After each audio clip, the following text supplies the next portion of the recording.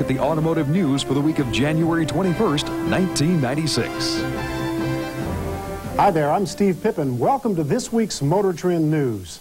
Well, the good news for domestic automakers is that according to wire service reports, the big three continue to dominate the domestic car scene with a 73% market share. The bad news is that's exactly the same figure as the year before, meaning the U.S. automakers were unable to take advantage of Japan's half-a-point slip in '95. The Europeans, on the other hand, nabbed what sales the Japanese lost, raising their share to 3.1%. Among the Europeans, none were more jubilant than the off-road experts at Land Rover North America.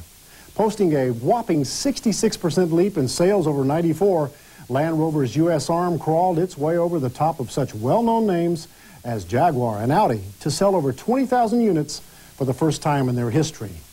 Land Rover, you'll recall, is now a solely owned subsidiary of BMW. Meanwhile, Ford executives continue to chafe at pessimistic news regarding their recent sales slump. Although Taurus retains its crown as best-selling car for '95, December sales were off 37%, while the arch-rival Honda Accord rebounded by 26%.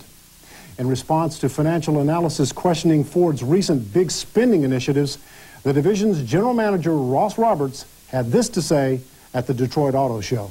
We spent a lot of money the past few years on new product, but when you bring out an all-new Taurus, an all-new F-Series, and an all-new Escort, those three vehicles alone represent 40% of the volume of Ford division.